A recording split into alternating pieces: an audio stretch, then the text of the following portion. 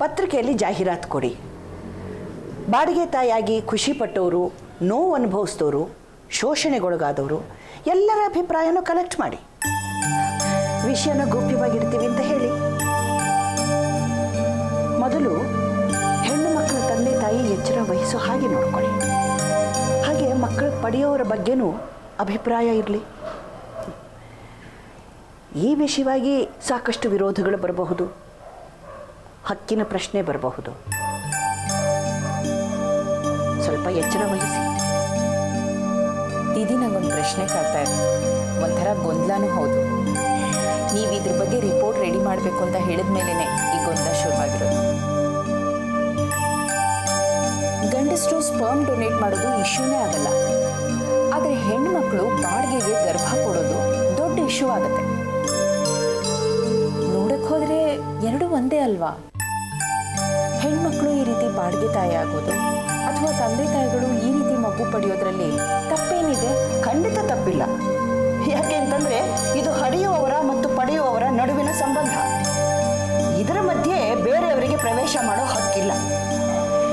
ಈ ಒಳಿತು ಅನ್ನೋದು ಯಾವಾಗ ಅಗತ್ಯಕ್ಕಿಂತ ಹೆಚ್ಚಾಗಿ ದಂಧೆಯಾಗಿ ಪರಿವರ್ತನೆ ಆಗುತ್ತೋ ಆಗ ಸಮಾಜದ ಆರೋಗ್ಯ ಕೆಡುತ್ತೆ. ಕೆಲವು ಕೇಸುಗಳಲ್ಲಿ ನಮ್ಮ ಅಂದಚಂದನೂ ಹಾಳಾಗಬಾರ್ದು, ಭವಿಷ್ಯಕ್ಕೊಂದು ಮಗು ಬೇಕು ಅನ್ನೋ ಮನೋಭಾವ ಇದೆ. ಇಂಥ ಕಡೆ ಏಜೆಂಟ್ರುಗಳು ಹುಟ್ಕೋತಾರೆ, ಸುಳ್ಳುಗಳು ಸೃಷ್ಟಿಯಾಗುತ್ತೆ. ತಾಯ್ತನ ಅನ್ನೋದು ರಿಯಲ್ ಎಸ್ಟೇಟ್ ಥರ ಆಗಬಾರ್ದು. ಇತ್ತೀಚೆಗಷ್ಟೇ ಒಂದು ಪತ್ರಿಕೆಯಲ್ಲಿ ಬಂದಿತ್ತಲ್ವ, ನಮ್ಮ ದೇಶದಲ್ಲಿ ಈಗಾಗಲೇ 2,000 ಕೋಟಿಗಿಂತ ಹೆಚ್ಚು ಮೊತ್ತನ ಈ ವಿಷಯದಲ್ಲಿ ತೊಡಗಿಸಿಕೊಳ್ಳಲಾಗಿದೆ ಅಂತ. ಇಷ್ಟೊಂದು ದೊಡ್ಡ ವಹಿವಾಟು ನಡೀತಾ ಇರುವಾಗ ಈಗಾಗಲೇ ಹೊಲಸಾಗಿರುವಂಥ ನಮ್ಮ ಪವಿತ್ರ ರಾಜಕೀಯ ಇದರಲ್ಲಿ ಸೇರಿಕೊಳ್ಳದಲ್ಲೇ ಇರುತ್ತಾ? ಸುಮ್ಮನೆ ಒಂದು ಸರ್ತಿ ಲೆಕ್ಕ ಹಾಕಿ. ರಾಜಕೀಯನೂ ಸೇರಿಕೊಳ್ತು ಅಂತಂದರೆ ಎಷ್ಟು ಲಕ್ಷ ಜನ ಹೆಣ್ಣು ಮಕ್ಕಳ ತಾಯ್ತನ ಮಾರಾಟ ಆಗಬಹುದು ಅಂತ. ಮುಂದೆ ಒಂದು ದಿನ ಬಾಡಿಗೆ ತಾಯಿ ವಿಷಯನೇ ಇವರೆಲ್ಲರಿಗೂ ಚುನಾವಣಾ ಪ್ರಣಾಳಿಕೆ ಆಗಬಹುದು.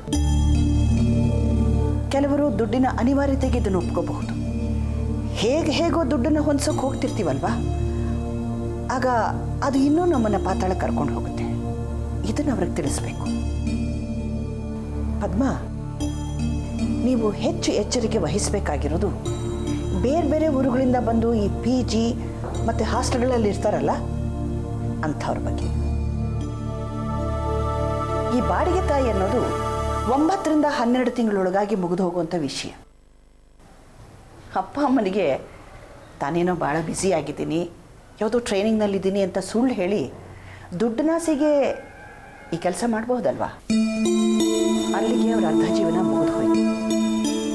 ನೀವು ಮಾಡೋ ಈ ಕೆಲಸದಿಂದ ತಂದೆ ತಾಯಿಗಳು ಎಚ್ಚೆತ್ತುಕೊಂಡು ತಿಂಗಳು ಒಂದು ಸರ್ತಿ ಮಕ್ಕಳನ್ನ ತಮ್ಮ ಬಳಿಗೆ ಕರೆಸ್ಕೊಳ್ಳೋದು ಅಥವಾ ಅವರೇ ಮಕ್ಕಳ ಬಳಿಗೆ ಬರೋದು ಮಾಡಿದ್ರೆ ಎಷ್ಟೋ ಜನ ಹೆಣ್ಮಕ್ಳು ಭಾಳ ದುರುಪಯೋಗ ಆಗೋದನ್ನು ತಪ್ಪಿಸಬಹುದಲ್ವಾ? ಕೊಡುವವರು ಮತ್ತು ಪಡೆಯುವವರು ಇವರಿಬ್ಬರ ಮನಸ್ಸನ್ನು ಅರ್ಥ ಮಾಡಿಕೊಂಡೇ ನೀವು ಮುಂದುವರಿಬೇಕು. ಬರೀ ಈ ಕೆಲಸದಲ್ಲೇ ಮಗ್ನರಾಗಿ ನಿಮ್ಮ ಸಂಸಾರನ ಕಡೆಗಣಿಸಬೇಡಿ. ಯಾವುದೇ ಕಾರಣಕ್ಕೂ ನಿಮ್ಮ ಸಂಸಾರಕ್ಕೆ ಸಮಯ ಕಡಿಮೆ ಆಯಿತು ಅನ್ನೋ ಪರಿಸ್ಥಿತಿ ಬರಬಾರ್ದು. ಪದ್ಮ, ನೀವು ಸ್ವಲ್ಪ ಹುಷಾರಾಗಿರಬೇಕು. ನೀವೆಲ್ಲರೂ ಕಾರ್ಕಳಕ್ಕೆ ಬಂದಾಗ ನಿಮ್ಮ ಯಜಮಾನರನ್ನು ಗಮನಿಸಿದ್ದೆ. ಸ್ವಲ್ಪ ಕಸಿವಿಸಿ ಗೊಂದಲದ ವ್ಯಕ್ತಿ ಹಾಕಿ ಕಾಣಿಸಿದ್ರು. ಅದಕ್ಕೆ ಅಲ್ಲ. ಪದ್ಮ, ಇವತ್ತಿನ ದಿನಗಳಲ್ಲಿ ನೆಮ್ಮದಿ ಅನ್ನೋದು ದೊಡ್ಡ ಸಾಧನೆ.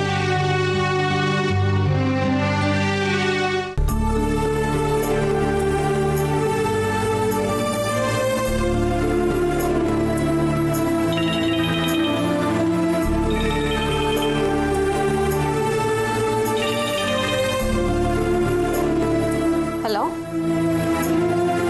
ಸುಮತಿ, ನಾನು ಗೊತ್ತಾಗ್ಲಿಲ್ವಾ? ಚೇತು.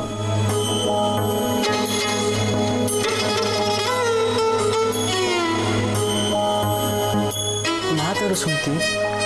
ಆಮೇಲೆ ನೀವು ಸಿಗ್ತಾ? ಇಲ್ಲ, ಮತ್ತೆ ಮಾತಾಡು. ಮಾತಾಡೋಕ್ಕೆ ಏನು ಉಳಿದಿದೆ ಹೇಳೋ? ಸುಮತಿ ಪ್ಲೀಸ್. ಇಷ್ಟೆಲ್ಲ ಗಲಾಟೆ ಆಗಿದೆ ನಂಗೆ ಗೊತ್ತೇ ಇರಲಿಲ್ಲ. ನಾನು ಸುಮಾರು ದಿನ ಪ್ರಜ್ಞೆ ಇರಲಿಲ್ಲ. ಮೊನ್ನೆ ಇದೆಲ್ಲ ಗೊತ್ತಾಗಿದ್ದು. ಅದೆಲ್ಲ ಹಳೆ ವಿಷಯ. ಈಗ ಯಾಕೆ ಹೇಳೋ? ಮೊದಲು ನಾನಿನ್ನ ಸಾರಿ ಕೇಳಬೇಕು. ನನ್ನ ದೆಸೆಯಿಂದ ನಿಮಗೆ ತೊಂದರೆ ಆಯಿತು, ಅವಮಾನ ಅನುಭವಿಸ್ಬೇಕಾಯ್ತು. I am sorry Sumati, I am really sorry. ಸರಿ. ಕಾಲಿಗೆ ಏಟ್ ಬಿದ್ದಿದೆ, ನಡೆಯೋಕ್ಕಾಗ್ತಿಲ್ಲ. ಎಲ್ಲರೂ ನಿಮ್ಮ ಮನೆಗೆ ಬಂದು ಸಾರಿ ಕೇಳ್ತಿದ್ದೆ. ಪ್ಲೀಸ್ ಸುಮತಿ. ಸುಮತಿ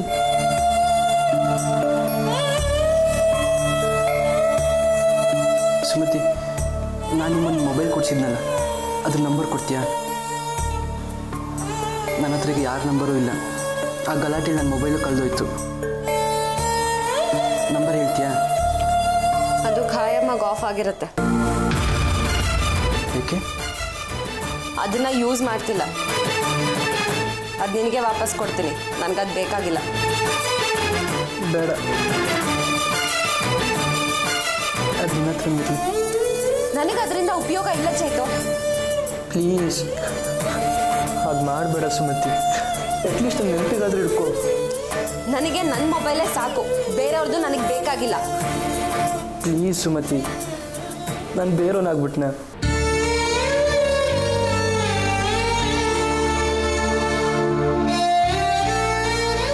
ನನ್ನ ಮಾತಾಡೋಕ್ಕೆ ಇಷ್ಟ ಇಲ್ವಾ?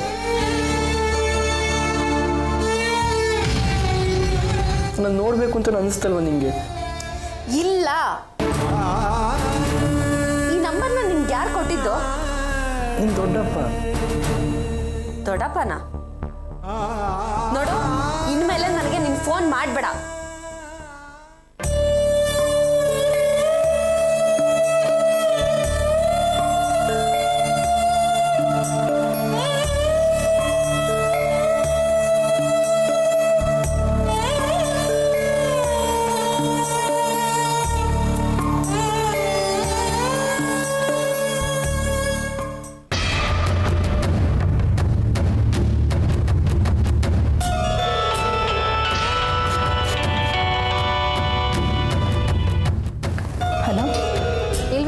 ಬಾಸು?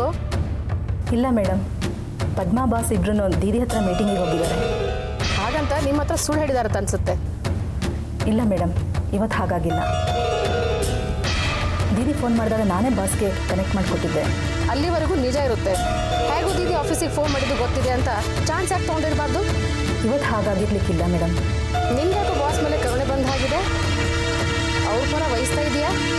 ಮೇಡಮ್, ಖಂಡಿತ ಹಾಗಲ್ಲ. ನಾನೇ ಬಾಸ್ ಪರ ವಹಿಸ್ಲಿ. ಸರಿ ಸರಿ, ಆ ಪದ್ಮನ್ ಬಗ್ಗೆ ನಾನು ಬೇರೆ ಬೇರೆ ಕಡೆಯಿಂದ ಇನ್ಫಾರ್ಮೇಷನ್ ಕಲೆಕ್ಟ್ ಮಾಡಿದ್ದೀನಿ. ಅವ್ಳು ಯಾಕೋ ಈ ಆಫೀಸಲ್ಲಿ ಭಾಳಷ್ಟು ದಿನ ಇರಲ್ಲ ಅಂತ ಅನ್ಸುತ್ತೆ. ಅಶ್ವಿನ್ ಇದಾನ? ಇದ್ದಾರೆ ಮೇಡಮ್, ಕೊಡ್ತೀನಿ. ಅಶ್ವಿನ್. ಹಾಂ ಹೇಳಿ. ಅದಕ್ಕೆ ಅಶ್ವಿನ್, ಈ ಪದ್ಮ ತುಂಬ ಮುಂದುವರಿತಾ ಇದ್ದಾಳೆ. ಪಾಪ ಅವ್ರ ಗಂಡ ನೀನೇ ನನ್ನ ಹತ್ರ ಹೇಳ್ಕೊಂಡು ಹತ್ಬಿಟ್ರು. ಹೌದಾ? ಅದಕ್ಕೆ ಅವರಿಗೂ ಅವಳು ಕೆಲಸ ಬಿಟ್ಟರೆ ಸಾಕು ಅನಿಸಿದೆ ಅಂತೆ. ಈಗ ಹೇಗಾದರೂ ಮಾಡಿ ಅವಳನ್ನ ಕೆಲಸದಿಂದ ತೆಗೆದುಹಾಕಬೇಕಲ್ಲ ಅಶ್ವಿನ್. ಅದೇನಿದ್ರು ಅಣ್ಣನೇ ಮಾಡಬೇಕು. ಅದೆಲ್ಲ ಕಳ್ಳಿನ ಕೈಯಲ್ಲಿ ಬಿದ್ದ ಕೈ ಕೊಟ್ಟ ಹಾಗೆ. ನೀವೇನಾದರೂ ಪ್ಲ್ಯಾನ್ ಮಾಡಿ ಅಶ್ವಿನ್. ಅದಕ್ಕೆಲ್ಲ ಪ್ಲ್ಯಾನ್ ಯಾಕೆ? ಅವ್ರನ್ನ ಕೆಲಸದಿಂದ ತೆಗ್ದಾಕೆ ಅಂತ ನೀವೇ ಒಂದ್ಸತಿ ಹಠ ಹಿಡಿದ್ರೆ ಆಯ್ತಲ್ವಾ? ಪದ್ಮ ವಿಷಯದಲ್ಲಿ ಹಾಗಾಗಿಲ್ಲ ಅಂತ ಅನ್ಸುತ್ತೆ. ಯಾಕೆಂದ್ರೆ ಅವಳು ಒಳ್ಳೆ ಕೆಲಸಗಾರ್ತಿ ಅಂತೆ. ಅದೆಲ್ಲ ಸೆಕೆಂಡ್ರಿ. ಅದಕ್ಕೆ ನೀವೊಂದ್ಸತಿ ಘಟನೆ ಮಾಡಿ ನೋಡಿ.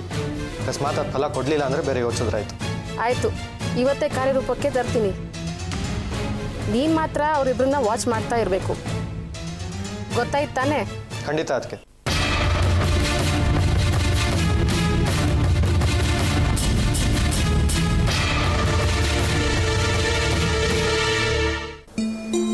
ದೊಡ್ಡಪ್ಪ ಯಾಕೆ ಚೇತುಗೆ ನಂಬರ್ ಕೊಟ್ಟರು? ಅವತ್ತು ಅವರೇ ನನಗೆ ಬೈತಾ ಇದ್ರು. ಇನ್ನೊಂದ್ಸಲ ಅವನ ಹತ್ರ ಮಾತಾಡ್ಬೇಡ ಅಂತಾನೂ ಹೇಳಿದ್ರು. ಈಗ ನೋಡಿದ್ರೆ ಅವರೇ ನಂಬರ್ ಕೊಟ್ಟಿದ್ದಾರೆ. ಛೇ, ದೊಡ್ಡಪ್ಪ ನಂಗೆ ಬುದ್ಧಿನೇ ಇಲ್ಲ. ದೊಡ್ಡಪ್ಪ ಹಾಗೆಲ್ಲ ನನ್ನ ನಂಬರ್ ಕೊಡ್ತಾರಾ?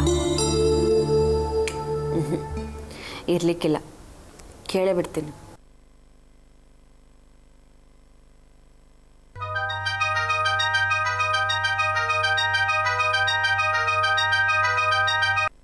ಹಾಂ ಹೇಳು ಸುಮತಿ.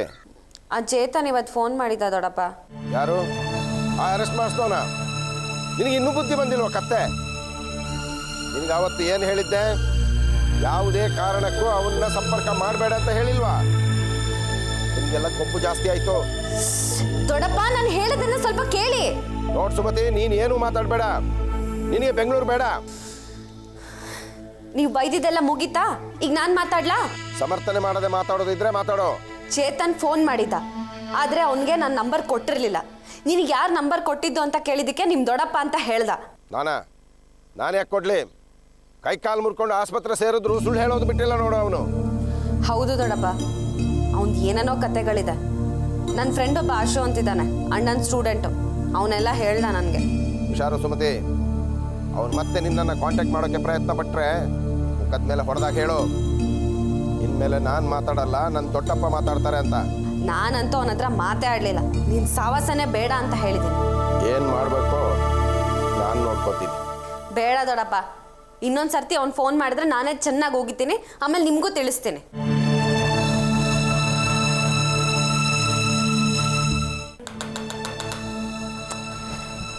ಯಾಕೆ ಇನ್ನೂ ಫೋನ್ ಮಾಡಿಲ್ಲ?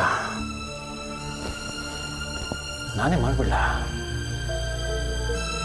ಬೇಡ ಬೇಡ, ಅವರೇ ಮಾಡ್ತಾರೆ. ನಾನು ಮಾಡಿದ್ರೆ ಏನು ತಪ್ಪೀಗ?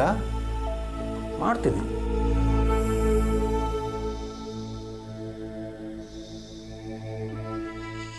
ಹಲೋ, ನಮಸ್ತೆ ಮೇಡಮ್.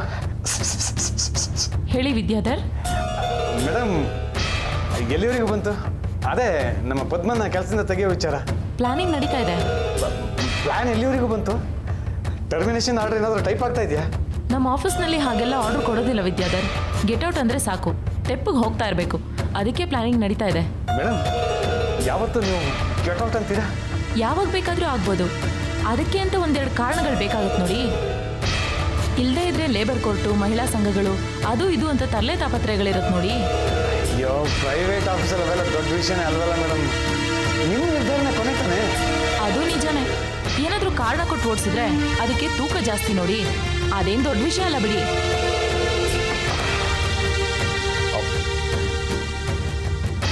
ಮೇಡಮ್, ನನ್ನಿಂದ ಏನಾದರೂ ಹೆಲ್ಪ್? ನೀವೇ ಹೆಲ್ಪ್ಲೆಸ್ಸು. ನಿಮ್ಮ ಹೆಂಡತಿ ಮಾಡ್ತಾ ಇರೋ ಹೆಲ್ಪೇ ಸಾಕಾಗಿದೆ ನನಗೆ. ವಿದ್ಯಾಧರ್, ಅಕಸ್ಮಾತ್ ನಾನು ನಮ್ಮ ಅಪ್ಪನ ಕರೆಸಿದ್ರೆ ನೀವು ಬಂದು ನನ್ನ ಪರವಾಗಿ ಮಾತಾಡ್ತೀರಾ? ಅಯ್ಯೋ, ಏನು ಮೇಡಮ್ ಹೀಗೆ ಕೇಳ್ತಾ ಇದ್ದೀರಿ ನೀವು? ನೀವು ಯಾವಾಗ ಕರೆದ್ರು ನಾನು ರೆಡಿನೇ.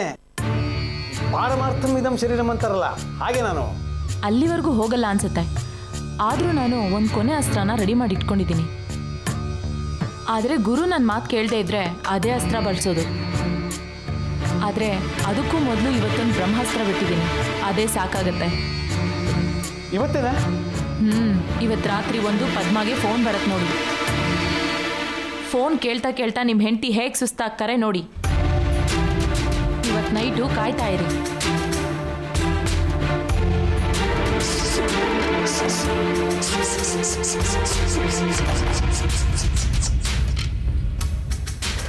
ಪದ್ಮ ಕೆಲಸ ಡಮಾರ.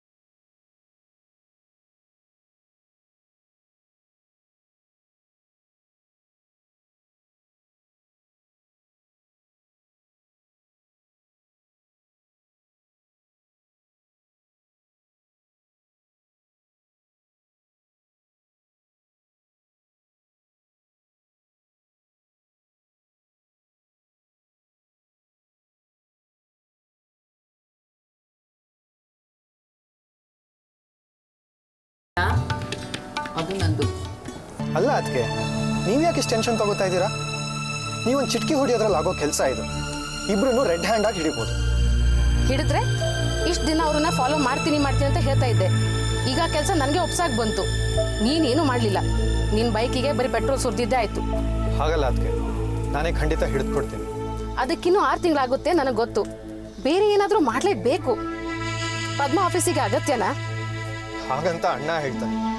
ಆಫೀಸಲ್ಲಿ ಕೂತ್ಕೊಂಡು ಡಿಸ್ಕಸ್ ಮಾಡೋದು, ಹೋಟ್ಲಿಗೆ ಹೋಗಿ ಊಟ ಮಾಡೋದು, ಇವೆರಡು ಬಿಟ್ರೆ ಇನ್ನೇನು ಕೆಲಸ ಮಾಡ್ತಾರೆ ನನಗೆ ಗೊತ್ತಿಲ್ಲ.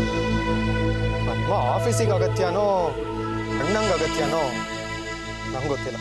ಇದೇ ವಿಷಯದಲ್ಲಿ ನಿಮ್ಮ ಅಣ್ಣನಿಗೂ ನನಗೂ ಗಲಾಟೆ ಆಯಿತು. ಪದ್ಮನ ಕೆಲಸದಿಂದ ತೆಗೆದುಹಾಕಿ ಅಂತ ಹೇಳಿದ್ದಕ್ಕೆ ಆಗಲ್ಲ ಅಂತಾರೆ. ಓ, ಇಷ್ಟೊಂದು ಡೀಪ್ ಆಗಿದೆಯಾ ಮ್ಯಾಟರು? ಆ ವಾರ್ನಿಂಗ್ ಕೂಡ ಕೊಟ್ಟಿದ್ದೀನಿ. ನಾನು ಮನೇಲಿ ಇರಬೇಕು ಅಂತಂದ್ರೆ ಆ ಪದ್ಮ ಆಫೀಸಲ್ಲಿ ಇರಬಾರ್ದು ಅಂತ ಹೇಳಿದ್ದೀನಿ. ಕರೆಕ್ಟಾಗಿ ಹೇಳಿದ್ರು. ಅದಕ್ಕೆ ಅವನೇನಂದ? ಹೆದರ್ಸ್ತೀಯ ಅಂತ ಕೇಳಿದ್ರು. ನಾನೇನು ಹೆದರ್ಸ್ತಾ ಇಲ್ಲ. ನಾನೇನು ಹೇಳಿದ್ದೀನೋ ಅದನ್ನೇ ಮಾಡಿ ತೋರಿಸ್ತೀನಿ ಅಂತ ಹೇಳಿದ್ದೀನಿ. ಅವರೆಲ್ಲ ಇರೋದು ನಿಮ್ಮ ಕೈಲೇನೆ, ನೀವೇ ತೆಗೆದು ಹಾಕ್ಬಿಡಿ. ಅದು ಅಷ್ಟು ಸುಲಭ ಅಲ್ಲ. ಆ ದೀದಿ ಸುಮ್ಮನಿರಲ್ಲ. ನನಗೆ ಅವ್ರದ್ದೇ ಹೆದರಿಕೆ. ನಮ್ಮ ಪ್ರಾಜೆಕ್ಟ್ಗಳಿಗೆಲ್ಲ ಬೆನ್ನೆಲುಬು ಅವರೇ. ಅಣ್ಣಂಗೆ ಅವ್ರದ್ದೇ ಧೈರ್ಯ. ಒಂದು ಕೆಲಸ ಮಾಡಿ, ಅವಳೇ ಬಿಟ್ಟು ಹೋಗೋವಾಗ ಏನಾದ್ರು ಮಾಡಿ. ಹೇಗೆ ಅಂತ ಹೇಳು? ನೀವೇ ಅವ್ರ ಮನೆಗೆ ಹೋಗಿ ಮಾತಾಡಿ. ಮರ್ಯಾದೆಯಿಂದ ಕೆಲಸ ಬಿಡು, ಇಲ್ಲಾಂದ್ರೆ ನಿನ್ನ ಸಂಸಾರ ಉಳಿಯಲ್ಲ ಅಂತ ಬೆದರಿಕೆ ಹಾಕಿ. ಅವಳ ಮನೆಗೆ ಹೋಗೋದಾ? ಅಷ್ಟೆಲ್ಲ ಯಾಕೆ, ಒಂದು ಫೋನ್ ಮಾಡಿದ್ರಾಯ್ತು. ಪದ್ಮಾದು ಸ್ವಲ್ಪ ಹೆದರ್ಕೊಳ್ಳೋ ಸ್ವಭಾವ. ನೀವು ಒಂದ್ಸತಿ ಆವಾಜ್ ಹಾಕಿದ್ರೆ ಸಾಕು. ಅಕಸ್ಮಾತ್ ಅದಕ್ಕೂ ಬಗ್ಲಿಲ್ಲ ಅಂದ್ರೆ ನೀವೇ ನೇರವಾಗಿ ಭೇಟಿ ಮಾಡಿ ಹೇಳಿ.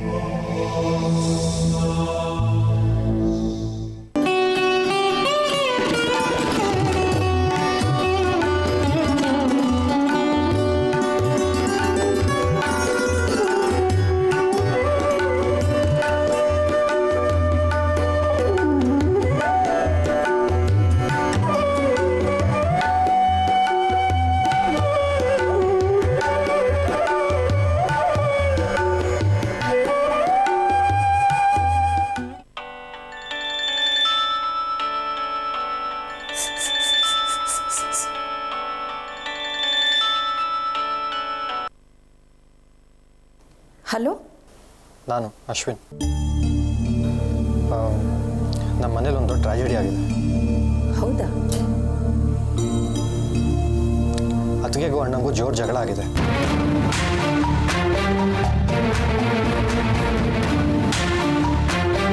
ನಿಮ್ಮನ್ನ ಕೆಲಸದಿಂದ ತೆಗಿಬೇಕಂತೆ. ಅಣ್ಣ ಯಾವುದೇ ಕಾರಣಕ್ಕೂ ಆಗಲ್ಲ ಅಂತಾರೆ. ಅತ್ತಿಗೆ ನೀವು ಆಫೀಸಲ್ಲಿರೋದು ಅವ್ರ ಮನೇಲಿರೋಲ್ಲ ಅಂತಾರೆ. ಸದ್ಯಕ್ಕೇನೂ ಆಗಿಲ್ಲ. ಮುಂದೆ ಏನಾಗುತ್ತೋ ನನಗೆ ಗೊತ್ತಿಲ್ಲ.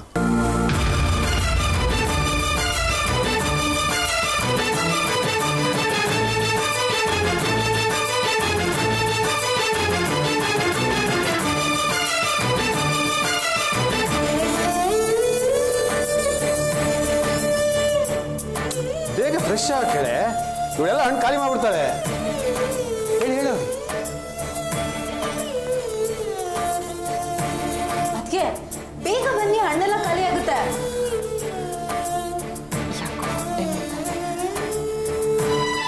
ಅಣ್ಣ, ಹೊಟ್ಟೆ ನೋವಂತೆ. ಸುಮತಿ, ಹೊಟ್ಟೆ ನೋವಂತೆ. ಹೊಟ್ಟೆ ಹೊಟ್ಟೆ ಏನಾಯ್ತೆ? ಕಲ್ಲಂಗಡಿ ಹಣ್ಣು ಸ್ವೀಟ್ ಆಗಿತ್ತಲ್ಲ, ಪಾಪ ತುಂಬ ಹಸಿತ್ತು ಅನ್ಸುತ್ತೆ. ಸ್ವೀಟ್ ತಿಂದ್ಬಿಟ್ರು. ಅವಳಿಗೆ ಆಗಿಲ್ವ ಏನು?